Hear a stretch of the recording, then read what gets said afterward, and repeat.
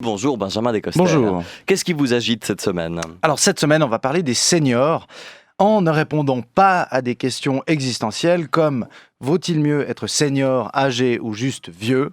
Les habitants de Ried en Valais font-ils plus que leur âge ? Les Espagnols sont-ils toujours d'accord avec les vieux parce qu'ils disent « si senior ?» Et la plus importante, qu'y a-t-il après la mort, à part l'héritage ?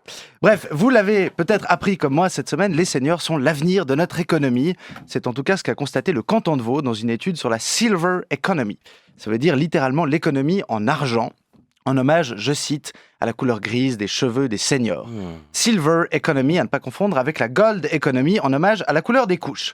Alors pour le canton de Vaud, tout va bien, les seniors vivent plus longtemps, ils sont un potentiel, ils sont en meilleure santé, ils ont plein de pouvoir d'achat, ils créent de l'emploi, ça s'annonce super.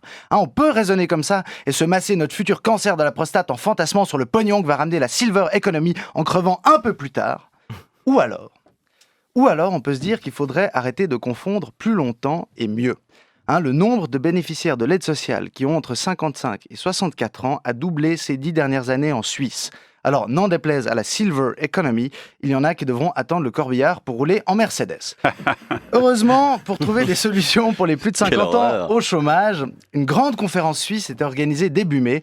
Il y avait la Confédération, les cantons et les syndicats. Et surprise, ça n'a rien donné. Pourtant, il y avait Guy Parmelin, expert en la matière. Bon, pas parce qu'il a des troubles de langage avant l'heure, mais parce qu'il a dû changer de boulot à 57 ans. Il est passé de bon vigneron à mauvais conseiller fédéral. Alors, le problème, c'est que même lui, il n'a pas vraiment compris comment il s'est retrouvé là. Alors forcément, c'est compliqué d'imaginer des solutions pour les autres. Un des autres freins à l'employabilité des 50+, ce sont les nouvelles technologies, supposément compliquées à appréhender.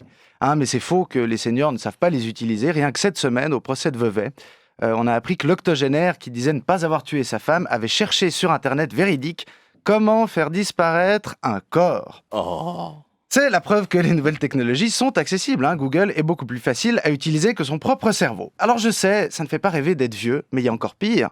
Moi, ce matin, autour de vous, c'est horrible. Mais je me sens jeune. Alors attention, ne vous vexez pas, c'est moi qui suis jeune, je dis pas que c'est vous qui êtes vieux, Stéphanie, Jonas ou Stéphane. Gabriel Binder, en revanche, vous avez le droit de vous vexer un petit peu. Mais on l'a vu, vous êtes l'avenir de notre économie. Nous, les débutants de la vie, on nous prend soit pour des incompétents, soit pour des glandeurs, voire même des insolents. Alors laissez-moi le dire une bonne fois pour toutes, pour nos fidèles auditeurs de la première, on peut être jeune et très respectueux. Et je le dis aussi à l'attention des employés des pompes funèbres qui font actuellement le constat chez nos auditeurs de la première, alors que la radio est encore allumée. Mais ne croyez pas que je n'aime pas les personnes âgées, j'adore vieillir. Parce que quand tu prends de l'âge, tes goûts changent. Et en bien, la preuve. Moi, avant, je buvais de la piquette et ça m'était égal. Alors que maintenant, je préfère le bon vin. Et puis ça va aussi changer sur le plan sentimental. Là, j'ai encore envie de croquer la vie à pleines dents dans un couple qui a du mordant. Alors qu'un jour, je sais que je vais préférer la pipe sans dentier. Bref, je me sens jeune.